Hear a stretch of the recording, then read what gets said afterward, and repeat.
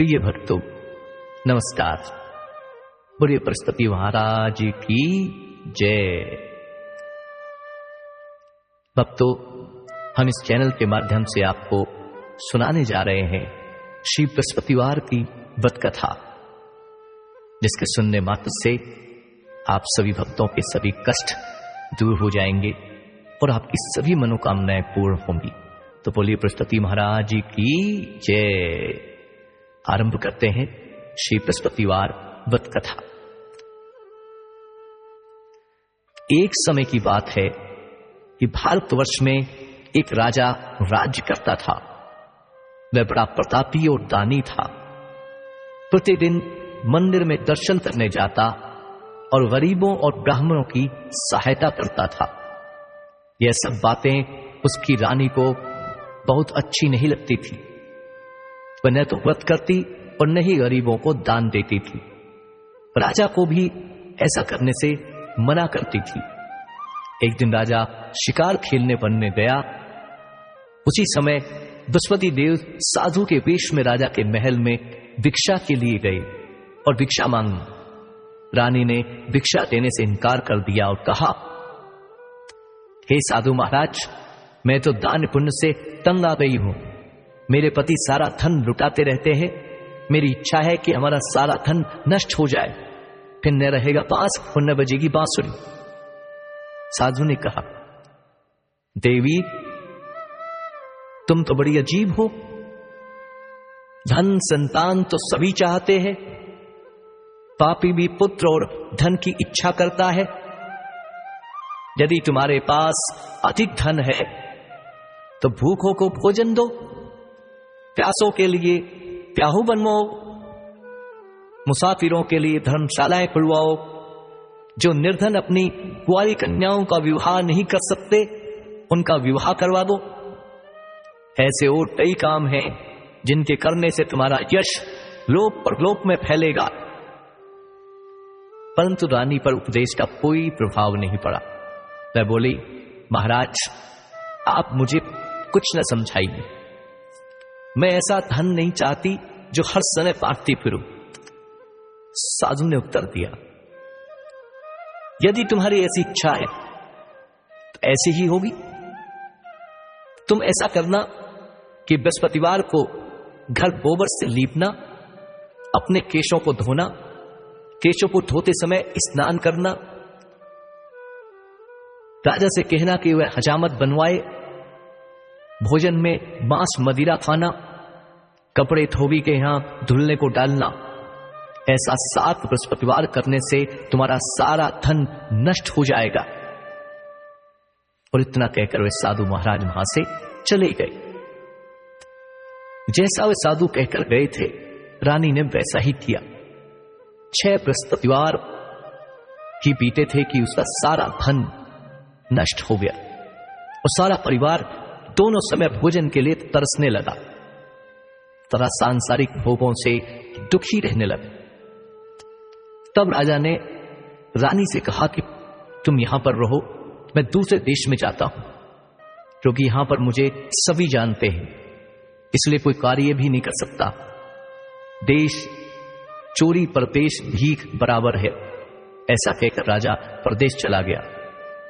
वहां जंगल में जाकर लकड़ी काटता और उसे शहर में बेचता। इस तरह वह जीवन यापन करने लगा। इधर राजा के बिना रानी दुखी रहने लगी।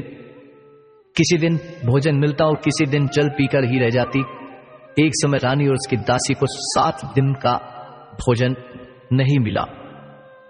लगातार 7 दिन तक वो दोनों भूखी रही। रानी ने अपनी दासी से कहा, यहां पास के नगर में मेरी बहन रहती है, वो बड़ी धनवान है। तुम उसके पास जाओ और वहां से 5 सेर पेजहर मांगकर ले आओ, जिससे कुछ समय के लिए गुजारा हो जाएगा। इस प्रकार रानी की आज्ञा मानकर दासी रानी की बहन के पास गई तो रानी की बहन इस समय पूजा कर रही थी, क्योंकि उस दिन बृहस्पतिवार का दिन था। दासी रानी की बहन से बोली, हे रानी, मुझे आपकी बहन ने भेजा है, मुझे 5 सेर पेजहर दे दो। दासी के कई बार कहने पर भी रानी की बहन ने उत्तर नहीं दिया, क्योंकि उस समय वह बृहस्पतिवार जी की व्रत कथा सुन रही थी। जब दासी को कोई उत्तर नहीं मिला तो बहुत दुखी हुई और वापस अपने नगर आकर रानी से बोली, हे रानी, आपकी बहन बहुत ही धनी है, वह छोटे लोगों से बात नहीं करती। मैंने उनसे 5 सेर बेजर मांगा तो उन्होंने कोई उत्तर नहीं दिया। रानी बोली, इसमें उसका कोई दोष नहीं है। जब बुरे दिन आते हैं तब कोई सहारा नहीं देता। अच्छे बुरे का पता विपत्ति में ही लगता है। जो ईश्वर की इच्छा होगी वही होगा। यह सब हमारे भाग्य का दोष है। इधर रानी की बहन ने सोचा कि मेरी बहन की दासी आई है, परंतु मैं उससे बोली नहीं तो बहुत दुखी हुई होगी। यह सोच कथा को सुन और विष्णु भगवान का पूजन समाप्त कर वे अपनी बहन के घर चल दी। बहन के पास आकर बोली, बहन, जब तुम्हारी दासी आई थी तो मैं बृहस्पतिवार का व्रत कर रही थी। जब तक कथा होती है तब तक न उठते हैं न बोलते हैं, इसलिए मैं नहीं बोली। कहो दासी को क्यों भेजा था? रानी बोली, बहन, तुझसे कोई बात छुपी नहीं है। हमारे घर अनाज नहीं था, इस कारण मैंने दासी को तुम्हारे पास 5 सेर बेजर के लिए भेजा था। रानी की बहन बोली, बृहस्पतिवार भगवान सबकी मनोकामना पूरी करते हैं, शायद तुम्हारे घर में भी अनाज रखा हो। इस प्रकार के वचन सुन रानी जब अंदर गई तो वहां एक घड़ा बेजर से भरा हुआ मिला। तब रानी और उसकी दासी बहुत खुश हुई। दासी कहने लगी, हे रानी, वैसे ही हमको भोजन नहीं मिलता तो हम रोज ही व्रत करते हैं। अगर आपकी बहन से व्रत की विधि और कथा पूछ ली जाए तो उसे हम भी कर लिया करेंगे। रानी ने बहन से कहा, बहन, बृहस्पतिवार के व्रत की क्या विधि है, क्या नियम है? तब रानी की बहन ने बताया, बृहस्पतिवार के व्रत में चने की दाल और मुनक्का से भगवान विष्णु का केले की जड़ में पूजन करें तथा दीपक जलाएं, पीला भोजन करें तथा कथा सुने। इस प्रकार करने से गुरु भगवान प्रसन्न होते हैं, अन्य पुत्र धन देते हैं, मनोकामना पूरी करते हैं। इस प्रकार रानी और दासी दोनों ने निश्चय किया कि बृहस्पति भगवान का पूजन जरूर करेंगे। 7 दिन बाद बृहस्पतिवार आया तो उन्होंने व्रत रखा। दासी गुड़साल में जाकर चना और गुड़ बीन लाई तथा उसकी दाल से केले की जड़ तथा विष्णु भगवान का पूजन किया। अब पीला भोजन कहां से आए? दोनों बड़ी दुखी हुई, परंतु उन्होंने व्रत किया था, इस कारण गुरु भगवान प्रसन्न थे। 2 थैलों में सुंदर पीला भोजन लेकर आए और दासी को देकर बोले, यह तुम्हारे और रानी के लिए भोजन है। दासी भोजन पाकर बड़ी प्रसन्न हुई और रानी से बोली, रानी जी, भोजन कर लीजिए। वह महात्मा हम दोनों को 2 थाल में भोजन दे गए हैं। इस प्रकार रानी और दासी ने गुरु भगवान को नमस्कार कर भोजन प्रारंभ किया तथा अब वे प्रत्येक बृहस्पतिवार को गुरु भगवान का व्रत और विष्णु भगवान का पूजन करने लगे। बृहस्पतिवार भगवान की कृपा से रानी के पास फिर से धन हो गया। रानी और दासी विचार करने लगी कि न जाने हमारे राजा किस हाल में होंगे, उनकी कोई खोज खबर नहीं है। उन्होंने गुरु भगवान से प्रार्थना की। उधर राजा दुखी होकर जंगल में एक पेड़ के नीचे आसन जमाकर बैठ गया। वह अपनी पुरानी बातों को याद करके रोने लगा। तब उस जंगल में बृहस्पति देव एक साधु का रूप धारण करके आए और राजा के सामने आकर बोले, हे लकड़हारे, इस सुनसान जंगल में तुम किस चिंता में हो? राजा ने दोनों हाथ जोड़कर प्रणाम किया और उत्तर दिया, महात्मा जी, आप सब कुछ जानते हैं, मैं क्या कहूं? यह कहकर वह रोने लगा और साधु को आत्मकथा सुनाई। महात्मा जी ने कहा, तुम्हारी पत्नी ने बृहस्पतिवार के दिन वीर भगवान का निरादर किया था, जिसके कारण तुम्हारी यह दशा हुई। अब तुम चिंता को दूर करके मेरे कहने पर चलो तो तुम्हारे सब कष्ट दूर हो जाएंगे और भगवान पहले से भी अधिक संपत्ति तुम्हें देंगे। देखो, तुम्हारी पत्नी ने बृहस्पतिवार का व्रत आरंभ कर दिया है और तुम भी बृहस्पतिवार का व्रत करके चने की दाल व गुड़ को जल से लोटे में डालकर केले का पूजन करो। फिर कथा कहो और सुनो। ऐसा करने से भगवान तुम्हारी सब मनोकामनाएं पूरी करेंगे। साधु के ऐसे वचन सुनकर राजा बोला, हे प्रभु, मुझे लकड़ी बेचकर इतना पैसा नहीं मिलता जिससे भोजन करने के उपरांत कुछ बचा सको। मैंने रात सपने में अपनी पत्नी को व्याकुल देखा है। मेरे पास कुछ भी नहीं है जिससे उसकी खबर मंगा सकूं। साधु ने कहा, हे राजन, तुम किसी बात की चिंता मत करो। बृहस्पतिवार के दिन तुम रोजाना की तरह लकड़ियां लेकर शहर जाओ। तुमको रोज से दुगना धन प्राप्त होगा, जिससे तुम भली भांति भोजन कर बृहस्पतिवार देव की पूजा का सामान भी आ जाएगा। बृहस्पतिवार की कहानी निम्न प्रकार से है। प्रिय भक्तों, आइए आपको सुनाते हैं बृहस्पति देव की कहानी। प्राचीन काल में एक ब्राह्मण था, वह बहुत ही निर्धन था। उसकी कोई भी संतान नहीं थी। वह नित्य पूजा पाठ करता, परंतु उसकी पत्नी बहुत मलिनता के साथ रहती थी। वह न ही स्नान करती थी, न किसी देवता की पूजा करती थी। प्रातःकाल उठते ही भोजन करती, बाद में कोई अन्य कार्य करती थी। इससे ब्राह्मण बहुत दुखी था। भगवान की कृपा से ब्राह्मण के यहां एक कन्या पैदा हुई। धीरे धीरे वह कन्या बड़ी होने लगी। वह प्रातः स्नान करके विष्णु भगवान का जाप करने लगी, बृहस्पतिवार का व्रत करने लगी। अपनी पूजा पाठ को समाप्त कर पाठशाला जाती और अपनी मुट्ठी में जौ भरकर मार्ग में डालती जाती। वही जौ सोने के जो हो जाते तो लौटते समय उनको बीन कर घर ले आती। एक दिन वह कन्या सूप में सोने के जौ साफ कर रही थी तो उसकी मां ने देख लिया और कहा, बेटी, सोने के जौ को फटकने के लिए सोने का सूप होना चाहिए। अगले दिन बृहस्पतिवार था। उस कन्या ने व्रत रखा और बृहस्पति देव से प्रार्थना की, हे प्रभु, यदि मैंने आपकी पूजा सच्चे मन से की है तो मुझे सोने का सूप दे दो। बृहस्पति देव ने उसकी प्रार्थना स्वीकार कर ली। रोजाना की तरह वह जौ फैलाती हुई पाठशाला गई और जब लौटकर जौ बीन रही थी तो बृहस्पति देव की कृपा से रास्ते में सोने का सूप मिला तो उसे भी वह घर ले आई। एक दिन की बात है कि वह कन्या सोने के सूप से जौ साफ कर रही थी। उस समय उस नगर का राजपुत्र वहां से होकर निकला।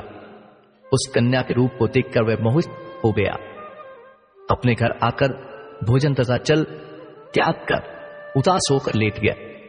राजा को जब इस बात का पता लगा तो अपने मंत्रियों के साथ अपने पुत्र के पास गए और बोले, पुत्र, तुम्हें किस बात का कष्ट है? किसी ने तुम्हारा अपमान किया है अथवा कोई और कारण है तो बताओ। मैं वही कार्य करूंगा जिससे तुम्हें प्रसन्नता हो। राजकुमार अपने पिता से बोला, पिताजी, मैं उस लड़की के साथ विवाह करना चाहता हूं जो सोने के सूप में जौ साफ कर रही थी। यह सुनकर राजा बोला, पुत्र, यदि ऐसा है तो उस कन्या का पता बताओ, मैं उसके साथ तुम्हारा विवाह अवश्य कराऊंगा। राजकुमार ने अपने पिता को उस लड़की के घर का पता बता दिया। राजकुमार के बताए गए पते के अनुसार मंत्री उस लड़की के घर गए और ब्राह्मण कन्या का विवाह राजकुमार के साथ संपन्न हो गया। कन्या का विवाह होते ही ब्राह्मण के घर में पहले की भांति गरीबी आ गई। अब भोजन के लिए भी अन्न बड़ी मुश्किल से मिलता था।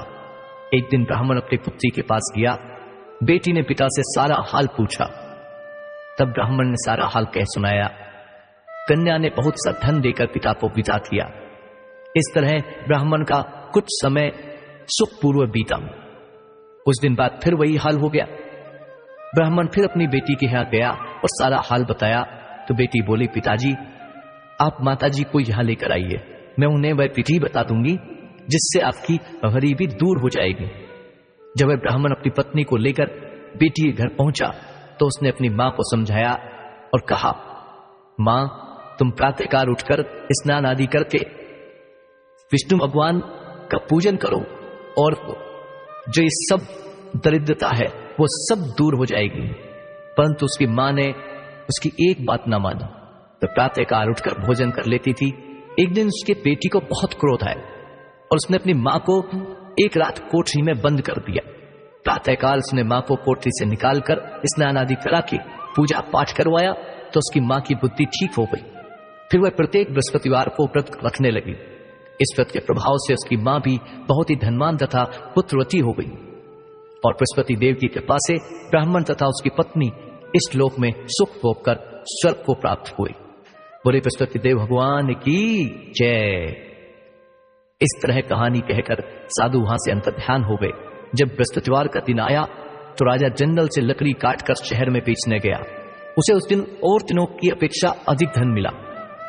राजा ने चना गुड़ आदि लाकर बृहस्पतिवार का व्रत किया, परंतु जब दोबारा बृहस्पतिवार का दिन आया तो वह व्रत करना भूल गया। इस कारण बृहस्पति देव नाराज हो गए। उस दिन उस नगर के राजा ने विशाल यज्ञ का आयोजन किया तथा शहर में यह एक घोषणा करा दी कि कोई भी मनुष्य अपने घर में भोजन न बनावे, न चूल्हा जलाए। समस्त जनता मेरे यहां भोजन करने के लिए आए।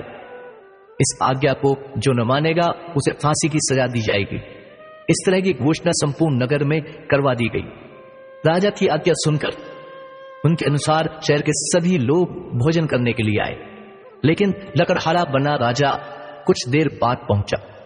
इसलिए राजा उसको अपने साथ घर में ले गया और ले जाकर भोजन करा रहे थे तो रानी की दृष्टि उस खूंटी पर पड़ी जिस पर उसका हार टंगा हुआ था। रानी को हार वहां पर दिखाई नहीं दिया। रानी ने सोचा कि मेरा हार इस मनुष्य ने चुरा लिया है। उसी समय पुलिस को बुलाकर उसको जेल में डलवा दिया गया। जब लकड़हारा जेल खाने में दुखी होकर विचार करने लगा कि न जाने कौन से पूर्व जन्म के कर्म से मुझे दुख प्राप्त हुआ है, और उन्हीं साधु को याद करने लगा जो जंगल में मिले थे।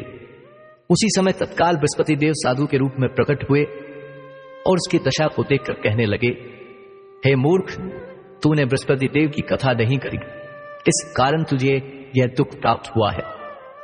अब चिंता मत कर, बृहस्पति के दिन जेल के दरवाजे पर 4 पैसे पड़े मिलेंगे, उनसे तू बृहस्पति देव की पूजा करना, तेरे सभी कष्ट दूर हो जाएंगे। बृहस्पतिवार के दिन उसे 4 पैसे मिले। लकड़हारे ने कथा कही। उसी रात्रि को बृहस्पति देव ने उस नगर के राजा को स्वप्न में कहा, हे राजन, तुमने जिस लकड़हारे व्यक्ति को जेल में बंद कर दिया है वह निर्दोष है, वह राजा है, उसे छोड़ दो। रानी का हार उसी खूंटी पर लटका है। अगर तुम ऐसा नहीं करोगे तो मैं तुम्हारे राज्य को नष्ट कर दूंगा। इस तरह रात्रि के स्वप्न को देखकर राजा प्रातःकाल उठा और खूंटी पर हाथ देखकर लकड़हारे को बुलाकर क्षमा मांगी तथा लकड़हारे को योग्य सुंदर वस्त्र व आभूषण देकर विदा किया। बृहस्पति देव की आज्ञा अनुसार लकड़हारा अपने नगर को चल दिया। राजा जब अपनी नगर के निकट पहुंचा तो उसे बड़ा आश्चर्य हुआ। नगर में पहले से अधिक बाग, तालाब और कुएं तथा बहुत सी धर्मशालाएं, मंदिर आदि बन गए थे। राजा ने पूछा, ये किसके बाग और धर्मशालाएं हैं? तब नगर के लोग कहने लगे, ये सब रानी ने बनवाए। तो राजा को आश्चर्य हुआ। जब रानी ने यह खबर सुनी कि राजा आ रहे हैं तो उसने बांदी से कहा, दासी देख, राजा हमें कितनी बुरी हालत में छोड़ के गए थे, कहीं वे लूट न जाए, इसलिए तू दरवाजे पर खड़ी रहना। जा उनका इंतजार कर दरवाजे पर। आज्ञा अनुसार दासी दरवाजे पर खड़ी हो गई। राजा आए तो उन्हें अपने साथ लिवा लाई। तब रानी ने कहा, हमें यह सब धन बृहस्पति देव के व्रत के प्रभाव से प्राप्त हुआ है।